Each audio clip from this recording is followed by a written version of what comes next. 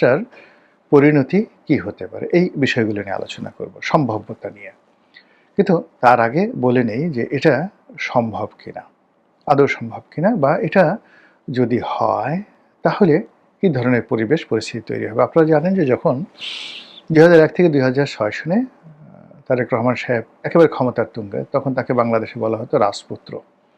তার হাওয়া ভবনের সেই যে অবিস্মরণীয় ক্ষমতা, দুর্দান্ত পাওয়ার। তিনি ছিলেন ডিফ্যাক্টো প্রধানমন্ত্রী। বেগম খালেদা জিয়ার যে ক্ষমতা ছিল তার চেয়ে ২০০১ সনে তারেক রহমান সাহেবের বেশি ক্ষমতা ছিল। তো এত সত্ত্বেও তখন তার বিরুদ্ধে মিস্টার 10% ঘুষ, দুর্নীতি, অনিয়ম নানা রকম অভিযোগ সেই সময়টাতে ছিল। কিন্তু তারপরেও এখনকার চাইতে ওই সময়টাতে গণতন্ত্র এবং গণতান্ত্রিক পরিবেশ বেশি ছিল ২০০১ থেকে ২০০৬ সালে। আপনাদের মনে থাকতে পারে যে ওই সময়টিতে তারেক রহমান সাহেবের ওই জমানাতে, মানে ওটা বেগম খালেদা ২০০১ থেকে খালেদা জিয়া প্রধানমন্ত্রী ছিলেন, কিন্তু বলা হতো এটা জমানে জমানায়ে তারেক, জমানা এ তারেক। তো সেই জমানাতে জনাব সজীব ওয়াজেদ জয় আমেরিকা থেকে একবার আসলেন। আওয়ামী লীগ সিদ্ধান্ত নিল যে তাকে সংবর্ধনা দেওয়া হবে। তো তাকে সংবর্ধনা দেওয়া হবে। লক্ষ লক্ষ মানুষ এয়ারপোর্টে এলো এবং এই যে তারেক রহমান সাহেব যে ২৫ তারিখে এলেন ২০২৫ সনের ডিসেম্বর মাসে, এই সময়টাতে যত লোক হয়েছিল তার চেয়ে কম লোক হয়েছিল বলে আমার কাছে মনে হয় না। বিকজ ওই সময়টাতে যেহেতু আমি মনোনয়ন প্রত্যাশী ছিলাম, আমাকেও লোকজন নিয়ে আসতে হয়েছে এবং কত লোক এনেছিলাম। আর ওই দিন এয়ারপোর্ট থেকে সুধা সদন পর্যন্ত কত লোক ছিল ওটা আমি নিজের চোখে দেখেছি। তো কাজেই মানে তারেক রহমান সাহেব যেদিন আসছেন আর জয় যেদিন আসছেন, এই দুইয়ের মধ্যে আমি পার্থক্য করতে পারবো না। কিন্তু যে কথাটি বলতে চাই যে সুধা সদনে এসে জয় উঠলেন তার মায়ের সাথে। তার মা তখন বিরোধী দলীয় নেত্রী। এখন বিরোধী দলীয় নেত্রী আওয়ামী লীগের জমানাতে যখন বেগম জিয়া ছিলেন, তাকে তো আওয়ামী লীগ পাত্তাই দিত না। এরপরে যখন ২০১৪ সনের পরে সাবেক প্রধানমন্ত্রী রূপে বেগম জিয়া ছিলেন, তার সঙ্গে যে অপমানজনক অপদস্থমূলক আচরণ করা হয়েছিল আওয়ামী লীগের পক্ষ থেকে, সেই দিক যদি বিবেচনা করেন তাহলে তারেক রহমান সাহেবের প্রশংসা না করে পারবেন না।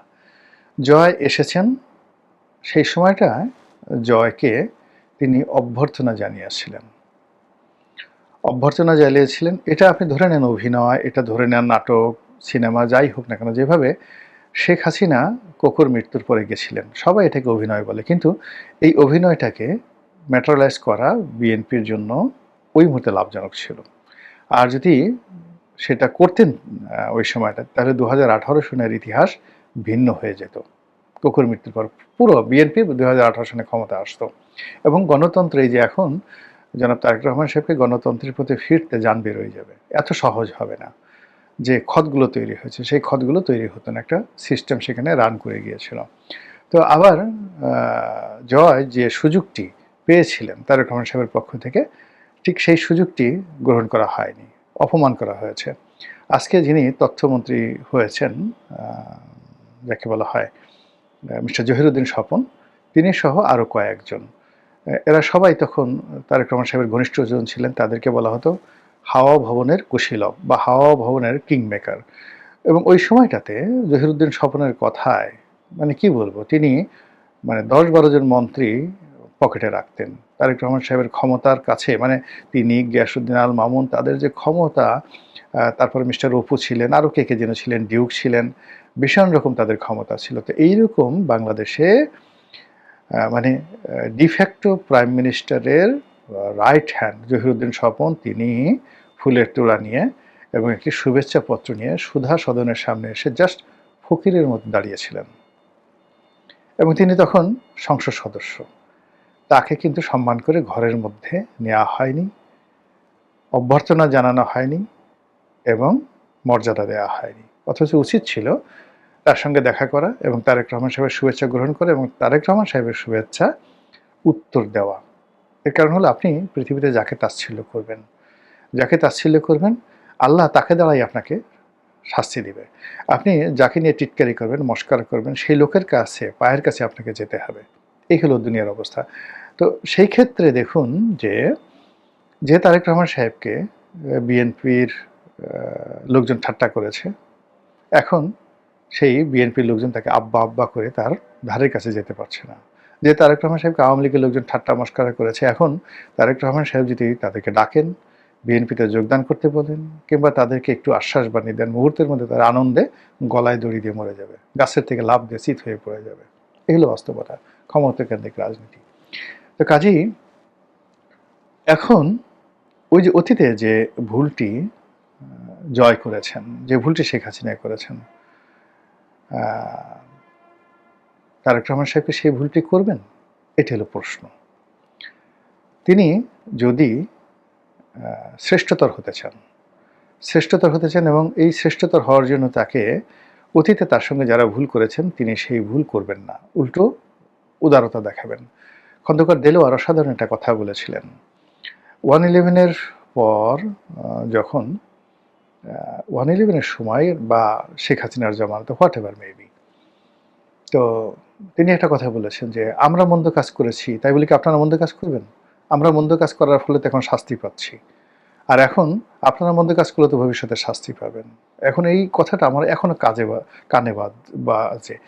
এত ম্যাচিউরড, এত সুন্দর, এত স্মার্টলি, বোল্ডলি বিএনপির তৎকালীন মহাসচিব যে কথাটি বলেছেন আমার এখনো কানে বাজে।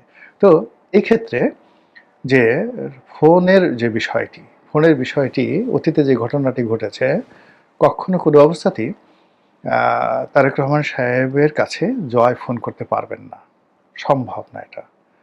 কিন্তু তারেক রহমান সাহেব যদি জয়কে টেলিফোন করেন, বাংলাদেশের রাজনীতির কোর্স অফ অ্যাকশন পাল্টে যাবে। এবং শুধুমাত্র জয়ের সাথে টেলিফোনে কথা বলবেন তিনি। জয়কে বাংলাদেশে আনাও লাগবে না, রাজনীতিও করতে দিতে হবে না, খালি টেলিফোনে কথা বলবেন এবং সেই কথার ভিডিও বা অডিও ফুটেজ ছড়িয়ে পড়বে সোশ্যাল মাধ্যমে। ওনার 99% অপোনেন্ট কাপড় চোপড় নষ্ট হয়ে যাবে ভয়ে, মানে তারেক রহমান সাহেবের জাস্ট কাপড় চোপড় নষ্ট হয়ে যাবে। এবং উনি একেবারে নির্ধারিত 5 বছর মেয়াদে তিনি ক্ষমতায় থাকতে পারবেন, আর কেউ টু শব্দ করতে পারবে না। এখন এই যে জিনিসগুলো, এটা মানে আমার কল্পনা থেকে আমি এই কথাগুলো বললাম। আমি এরকম হলে আমার জায়গাতে আমি এরকমই করতাম, এর বাইরে আমি যেতাম না, আমি যদি এরকম হতাম। তো এরকম যদি একটা কথাবার্তা হয়, তাহলে সেক্ষেত্রে এখন বাক্যের দ্বিতীয় অংশে আসি, যেটা বললাম যে তারেক এবং জয়ের যে ফোন আলাপ, এটা সম্ভাব্যতা এবং এটার প্রেক্ষাপট পরিস্থিতি বললাম। দ্বিতীয়ত, এটা যদি হয় তাহলে বাংলাদেশের যে প্রথাগত রাজনীতি রয়েছে, এই প্রথাগত রাজনীতির উপর একটা কুঠারাঘাত তৈরি হয়ে যাবে। টু শব্দ করতে পারবে না। জামাতের আমির যে জিনিসটি শুরু করেছেন, তিনি প্রথমে আওয়ামী লীগকে মানে সাধারণ ক্ষমার কথা বলেছেন। এটা যে আওয়ামী লীগের মধ্যে জামাত সম্পর্কে কি ইতিবাচক ধারণা তৈরি করেছে, এটা তারেক রহমান সাহেব কল্পনাও করতে পারবেন না। This is the first thing. মানে এই জামাতের আমিরের একটি কথা যে আমরা সেই কাজ, মানে আমরা তাদেরকে সাধারণ ক্ষমা করতে চাই। দ্বিতীয়ত হলো যে আমিরে জামাত যেভাবে লন্ডনে গিয়ে